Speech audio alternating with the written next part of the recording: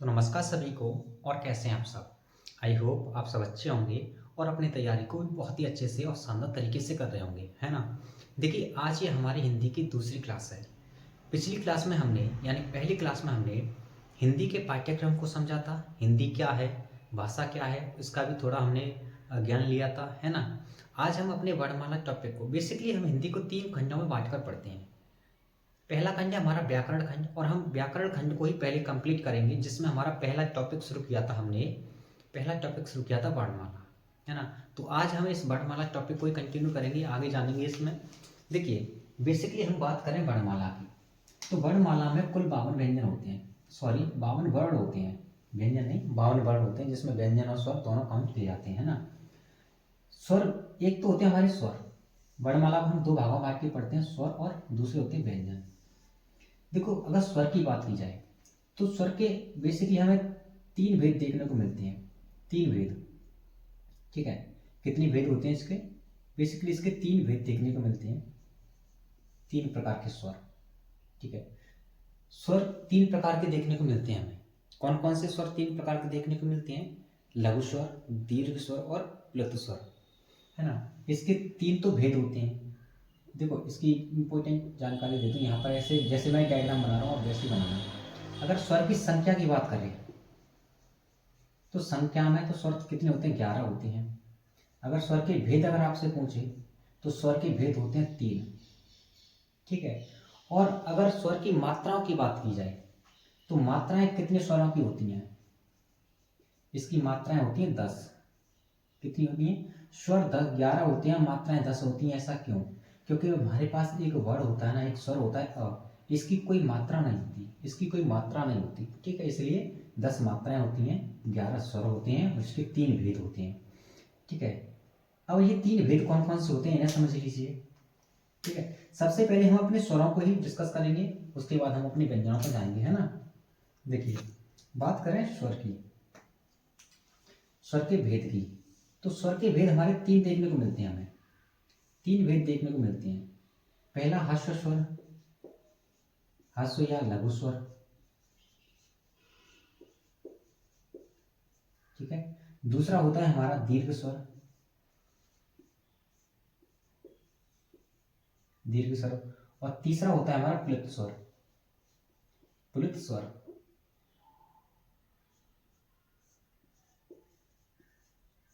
वैसे प्लुत स्वर से हमें कोई मतलब नहीं होता, ठीक है? हमें अपने इन 2 स्वरों को पढ़ना होता है हिंदी में।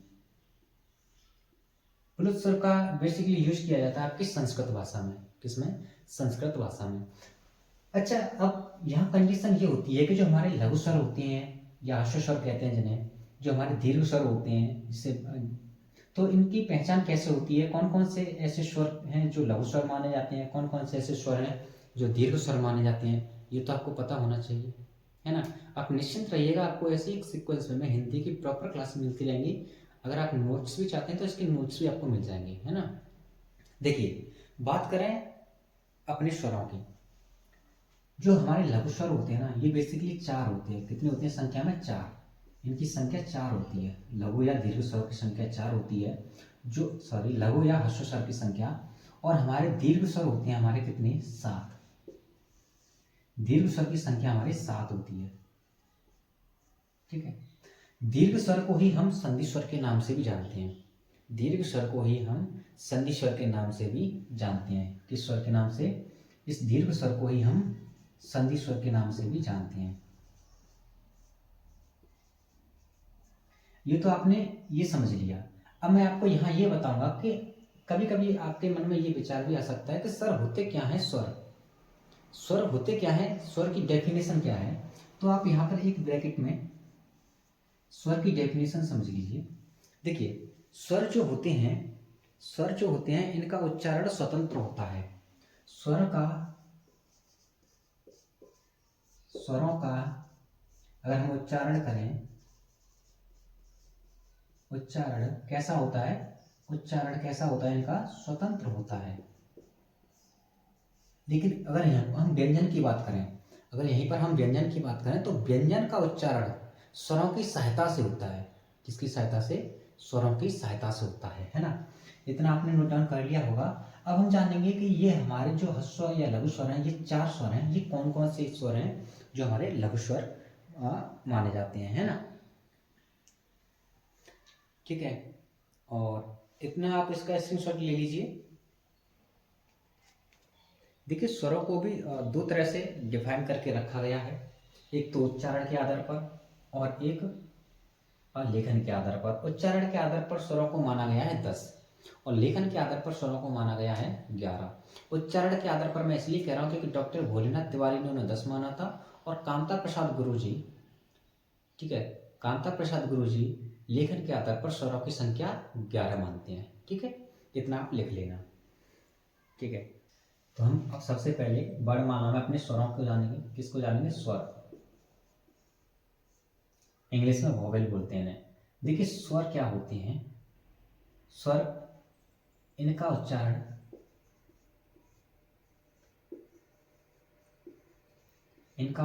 कैसा होता है? स्वतंत्र होता है। इनका उच्चारण कैसा होता है? एकदम स्वतंत्र होता है, यानी इनके उच्चारण में हमें किसी की भी हेल्प लेने की जरूरत नहीं पड़ती। जैसा कि हम जब व्यंजन का उच्चारण करते हैं तो उसमें हम किसकी जरूरत पड़ती है? किसकी जरूरत पड़ती है? हमें स्वरों की जरूरत पड़ती है व्यंजन के उच्चारण में। ठीक है, अब स्वरों को हमने 3 भागों में बांट के बताया था। अभी मैंने आपको बताया था कि स्वरों को 3 भागों में बांटते हैं, जिसमें से एक तो होता है हमारे ह्रस्व स्वर, हर्ष स्वर, या आप कह सकते हैं लघु स्वर। लघु स्वर कौन कौन से होते हैं हमारे? दूसरे होते हैं हमारे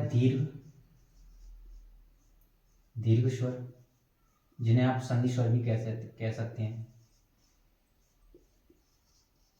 संधि स्वर। देखो जो हमारे ह्रस्व या लघु स्वर होते हैं वो कौन कौन से होते हैं? वो एक तो होता है हमारा अ, छोटी वाली ई, छोटा वाला उ, और एक होता है हमारा ऋति ऋषि, है ना। ये होते हैं हमारे कौन से? ये होते हैं हमारे लघु स्वर। दीर्घ स्वरों की बात की जाए तो ये काउंटिंग में, देखो ये काउंटिंग में 4 होते हैं। ये काउंटिंग में कितने होते हैं? 4। ये काउंटिंग में कितने होते हैं? 4 होते हैं। लेकिन जो हमारे दीर्घ स्वर होते हैं ये हमारे 7 होते हैं। एक तो बड़ा वाला अ, बड़ा वाला ई, बड़ा वाला उ,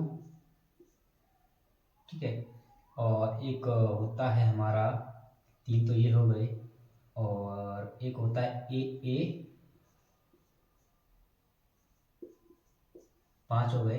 एक होता है हमारा छोटा ओ, एक होता है हमारा बड़ा वाला ओ, जिसे अव बोलते हैं। कितने हो गए? 7 हो गए। 1 2 3 4 5 6 7 और 4 ये रहे, तो टोटल हमारे कितने स्वर हो जाते हैं? 11 हो जाते हैं। ठीक है, 11 हो जाती हैं। इन्हें संधि स्वर इसलिए कहते हैं क्योंकि ये जो बड़ा वाला आ है ना, ये दो मिलाकर, छोटा वाला आ, ये छोटा वाला आ मिलाकर क्या हो जाता है? बड़ा वाला आ हो जाता है। ऐसे ये छोटी वाली ई से बड़ी वाली ई बन जाती है, छोटे वाले ऊ से ये वाला बन जाता है, और इन दोनों से बनता है ये। अब हम स्वरों के भेद के बारे में जानेंगे। स्वरों के भेद के बारे में, स्वरों के भेद।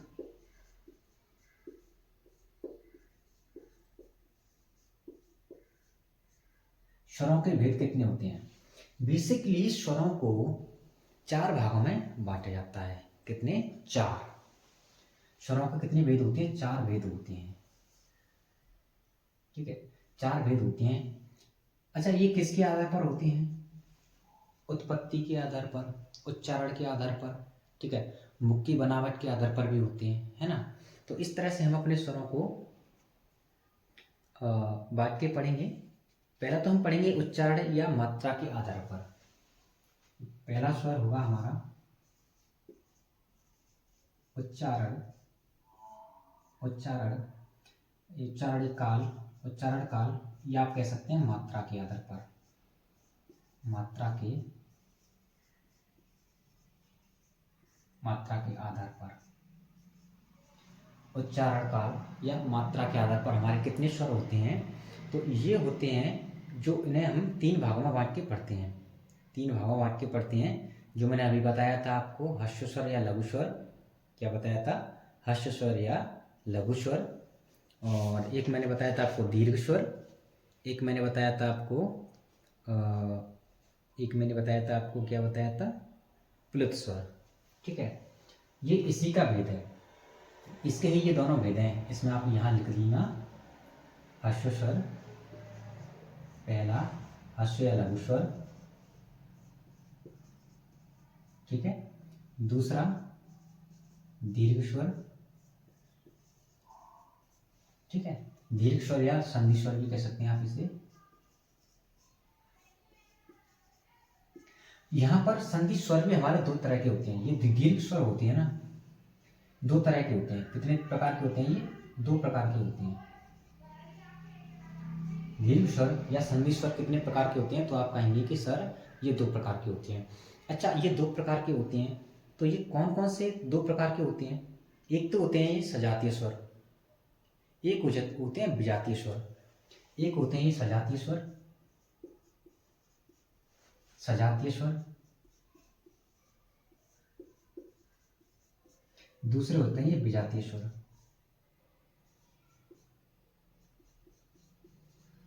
दूसरे होते हैं विजातीय स्वर।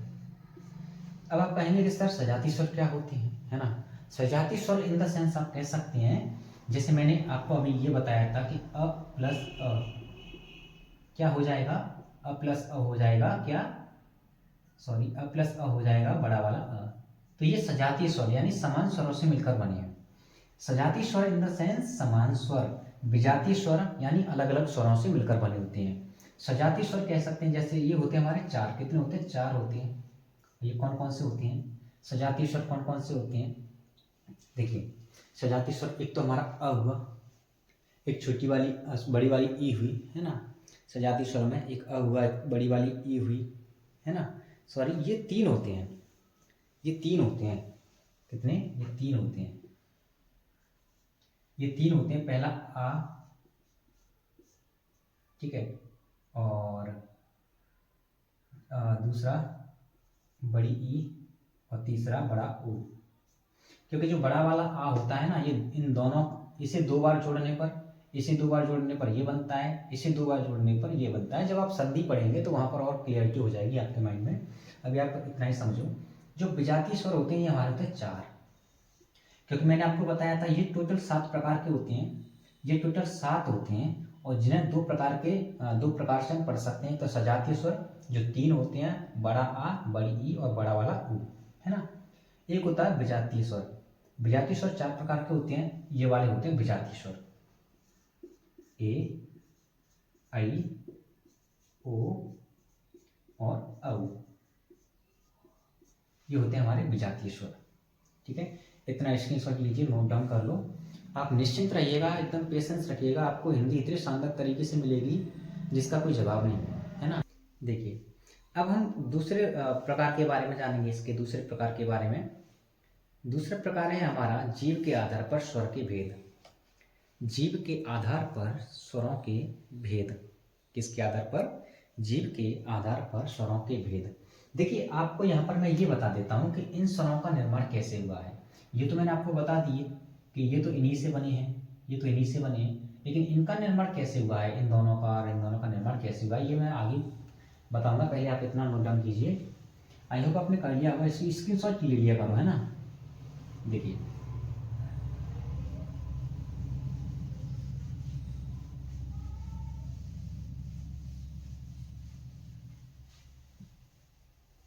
इस क्लास में हम स्वरों को कंप्लीट जान लेंगे, स्वरों के प्रकार को, है ना? कितने स्वर होते हैं, किस तरह से इन्हें बांटा गया है। देखिए, इनका निर्माण कैसे होता है। ये वाला, ये छोटा वाला ए, इसका निर्माण हुआ है। इसे कैसे बोलते हैं?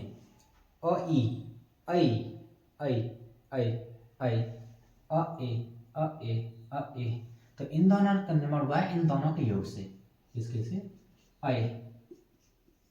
इन दोनों के योग से हुआ है किसका निर्माण? इन दोनों का निर्माण। ठीक है, इन दोनों के योग से हुआ है इसका निर्माण।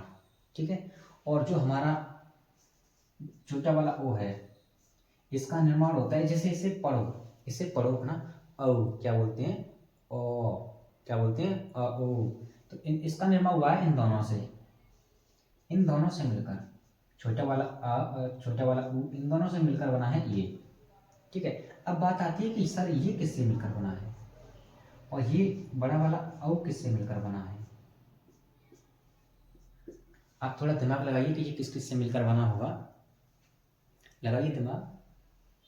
तो ये मिलकर बना है, ये मिलकर बना है आपका, आप ऐसे कह सकते हैं कि ये मिलकर बना है आपका अ उ। इसे पढ़ो, थोड़ा उच्चारण करो, इसका उच्चारण करो कि ये कैसे कैसे मिलकर बना है। इसका उच्चारण करो कि ये कैसे कैसे मिलकर बना है। ये मिलकर बना है, कैसे मिलकर बना है, ए से, ए से, देखो इसका निर्माण हुआ है और इस वाले ए से, और इसका निर्माण हुआ है प्लस इस वाले ओ से औ। हमने कब का कि कुकू के कई को कं का ये सब पढ़े होंगे ना, तो आप बहुत अच्छे से समझ जाओगे। ठीक है, बहुत अच्छे से समझ गए होंगे। ऐसे इनका निर्माण हुआ है। अब देखिए हम इसका दूसरा प्रकार जानते हैं। स्वरों को 4 भेदों में बांटा गया है। 4 भेद होते हैं इसके। पहला हमने पढ़ लिया उच्चारण या काल मात्रा के आधार पर। दूसरा भेद होता है इसका जीव्या के आधार पर, जीव के आधार पर।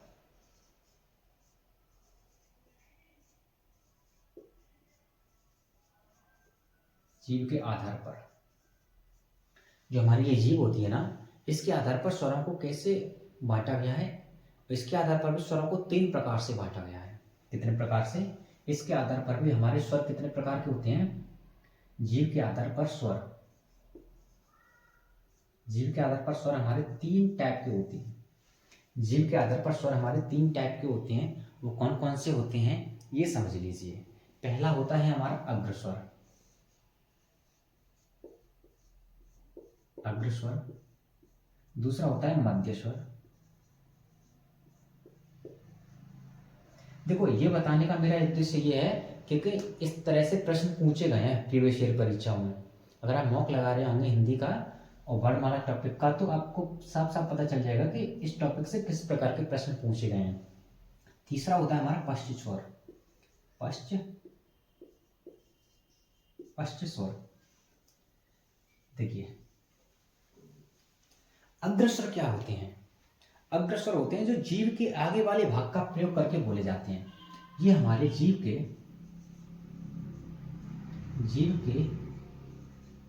आगे वाले, जीव के आगे वाले भाग का प्रयोग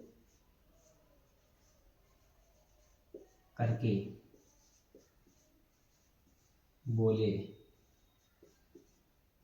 बोले जाते हैं। जीव के आगे वाले भाग का प्रयोग करके, इस वाले भाग का प्रयोग करके, जैसे इस वाले भाग का ही प्रयोग रहा। एग्जाम्पल के तौर पर अग्रस्वर हमारे कितने होते हैं, तो अग्रस्वर होते हैं हमारे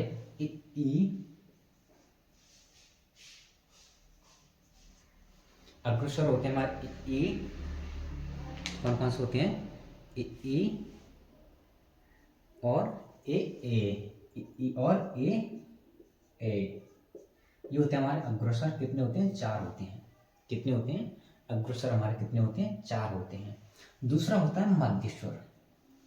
मध्य स्वर होता है हमारा जीव के मध्य वाले भाग से जिस वर्ण का उच्चारण होता है, जिस स्वर का उच्चारण होता है, उसे कहते हैं मध्य स्वर। यानी जीव का मध्य भाग, जीव के मध्य भाग से जिस स्वर का उच्चारण होता है उसे बोलते हैं मध्य स्वर। और ये है हमारा ओनली वन, केवल एक ही स्वर ऐसा है जिसका जीव के मध्य वाले भाग से उच्चारण होता है, वो होता है अ। कितने हैं ये? 1। और पश्च स्वर की बात करें, बाकी बचे देखो ये वाला अग्रस्वर, ये वाला अग्रस्वर होगा, मध्य स्वर होगा अ। अब कितने बचे? ये वाला बचा, ये वाला बचा, ये वाला बचा, ये वाला बचा, ये वाला बचा। कितने स्वर बचे? वही है हमारे पश्च स्वर। कितने स्वर बचे? वही है हमारे पश्च स्वर। कितने हैं? पश्च स्वर। कौन कौन से? पश्च स्वर हमारे आ, बड़ा आ, बड़ा आ, बड़ा आ, बड़ा आ, और उ है ना, और ओ, और ये वाला। अब ये क्या है हमारे, ये क्या है हमारे पश्च स्वर है। क्या है हमारे पश्च स्वर हैं। आप इतना नोट डाउन कीजिए।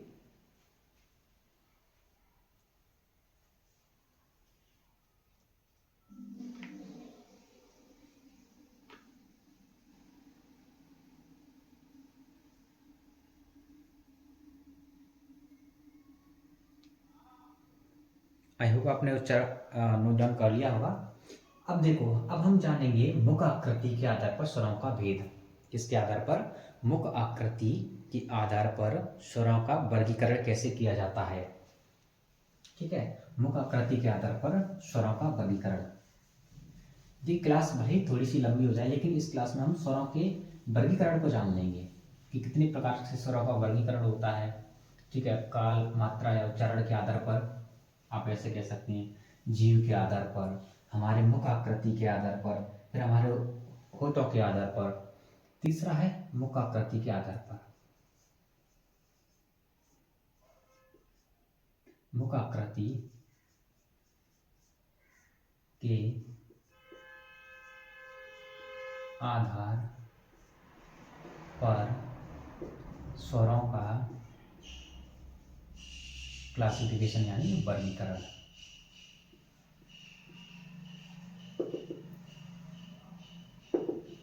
मुख आकृति के आधार पर स्वरों का वर्गीकरण कैसे देखने को मिलता है, कितने टाइप से मिलता है, तो ये मिलता है आपको 4 टाइप से। 4 टाइप से वर्गीकरण देखने को मिलता है। एक तो होता है समृद्ध, समृद्ध स्वर।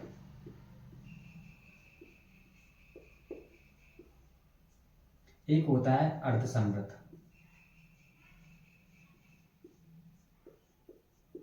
अर्ध समृद्ध स्वर।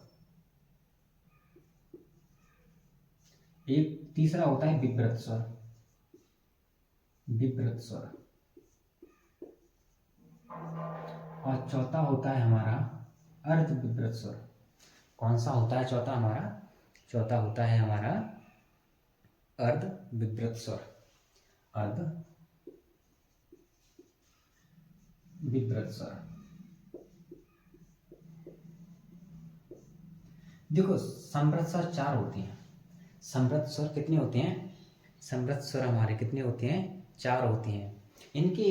और ये एक तो ये होता है ए, एक तो दो तो हमारे ये होते हैं, दो होते हैं हमारे छोटे वाले ऊ और बड़े वाला ऊ, छोटा वाला ऊ और बड़ा वाला ऊ। इनके उच्चारण में कम मुख खुलता है हमारा। जो हमारा मुख है ना, ये इनके उच्चारण में बहुत कम खुलता है। आप बोल के देखिए, ई उ ई उ ऊ, यानी इनके उच्चारण में, इनके उच्चारण में मुख कम खुलता है। इनके उच्चारण में, इनके उच्चारण में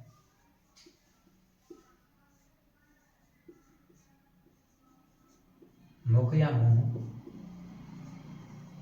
कम खुलता है। क्या होता है,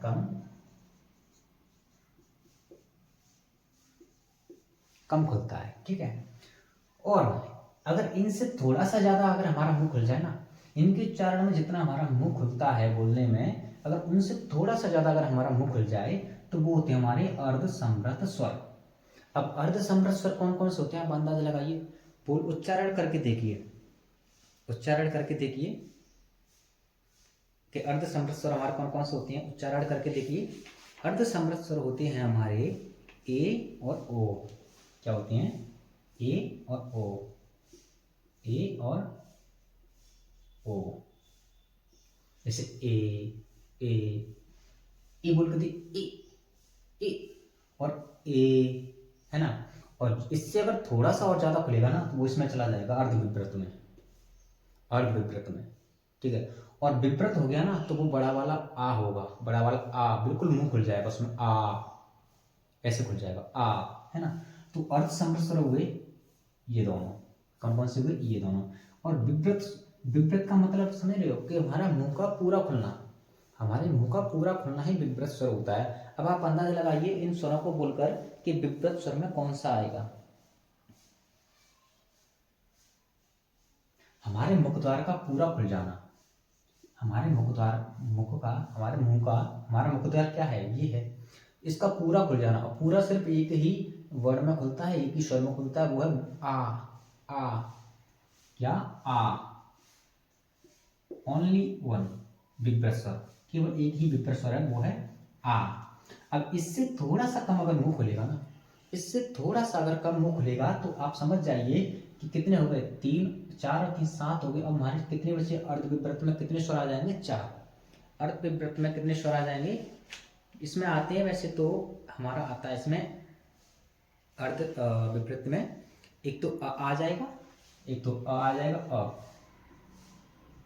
आ जाएगा, एक बड़ा वाला ए आ जाएगा, और एक बड़ा वाला ओ आ जाएगा, औ, है ना, और एक बस 3 आ गए, है ना, ये 3 ही आते हैं इसमें। एक वो आ जाता है आगत वाला आ, लेकिन ये हमारा स्वर नहीं है ना, तो इसे हम काउंट नहीं करेंगे, ठीक है। इसका उच्चारण भी इसी में आता है, इतना नोट डाउन कीजिए।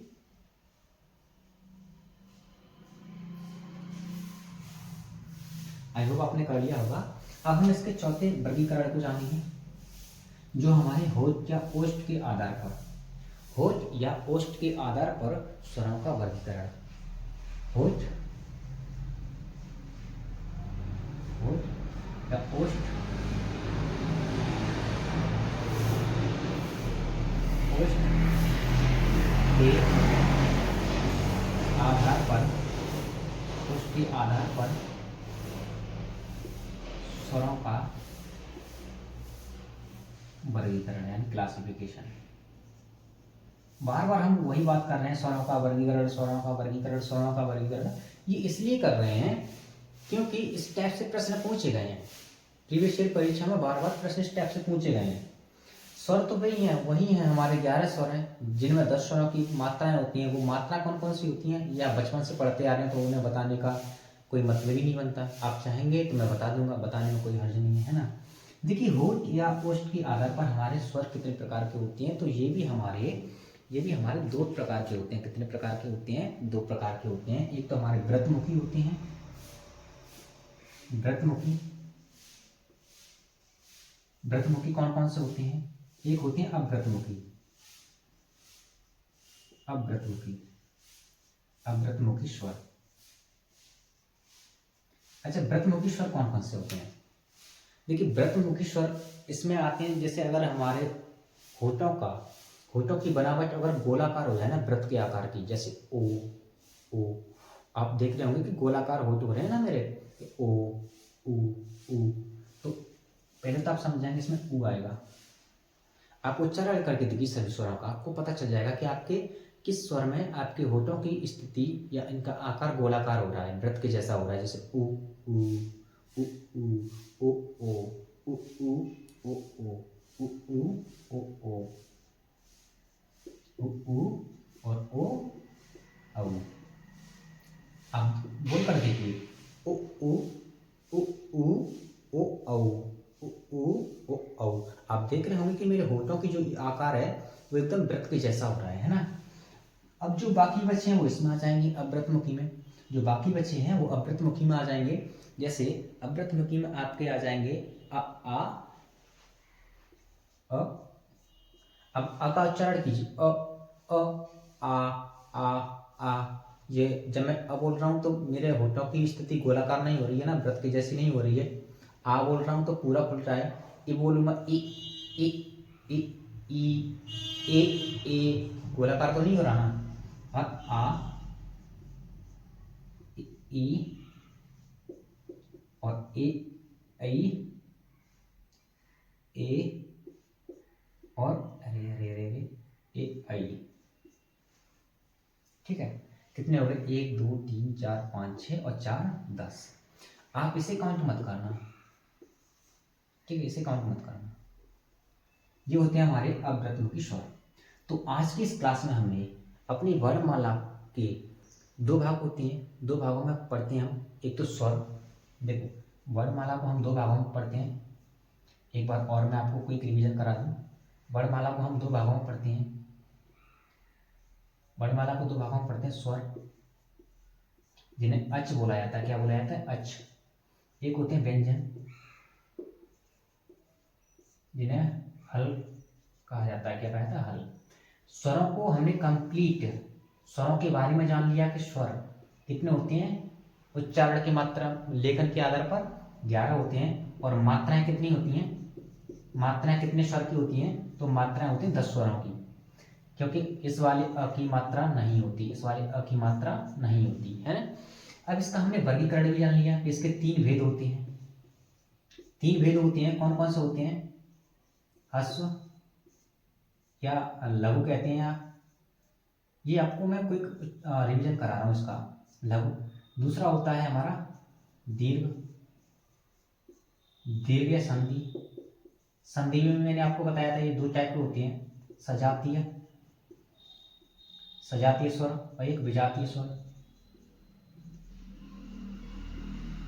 ठीक है, ये बताया था। ह्रस्व स्वर हमारे 4 होते हैं, सजातीय स्वर हमारे 3 होते हैं, विजातीय स्वर हमारे 4 होते हैं। ये हमारे अ, इ, उ, ठीक है, और ये हमारे 3 होते हैं, बड़ा वाला अ, बड़ी वाली ई और बड़ी वाली ए, सॉरी हाँ, बड़ा वाला उ, बड़ा वाला उ। ये होते हैं हमारे 4, ए, आई, ओ और औ, ये हमारे होते हैं 4।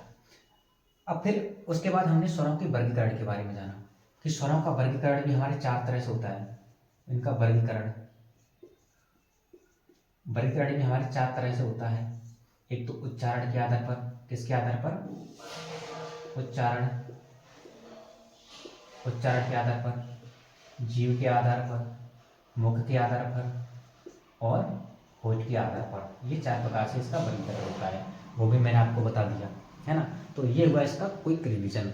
आई होप आपको अब इसमें कोई दिक्कत नहीं आएगी स्वरों के वर्गीकरण में। अगली जो हमारी क्लास होगी उसमें हम व्यंजनों के वर्गीकरण को जानेंगे। ठीक है, अगर आपको मेरे समझाने का तरीका आपके समझ में आ रहा है तो वीडियो को लाइक, शेयर, चैनल को सब्सक्राइब जरूर कर लेना, ताकि आपको एक प्रॉपर वे में हर एक क्लास की नोटिफिकेशन मिलती रहे, है ना। अगर आपको ये लगता है कि मैं थोड़ा थोड़ा जल्दी बोल रहा हूँ, थोड़ा जल्दी बोलता हूँ, तो आप कमेंट करके बताना। मुझे भी लगता है कि शायद मैं थोड़ा जल्दी बोल रहा हूँ, है ना। यहाँ तो मैंने बहुत ज़्यादा जल्दी बोला है। ठीक है, तो ये हुआ हमारे स्वरों की कंप्लीट जानकारी। इसमें मैं आपको नेक्स्ट क्लास में 1-2 पॉइंट और बता दूंगा, कुछ इंपॉर्टेंट पॉइंट होंगे, है ना। उसके बाद कल वाली क्लास में हम व्यंजन के वर्गीकरण को जानेंगे, कितने प्रकार की व्यंजन होती हैं, किस तरह से उनका वर्गीकरण किया जाता है ना। तो आज की क्लास में इतना ही रखते हैं, चलिए मिलते हैं नेक्स्ट क्लास में। जय हिंद।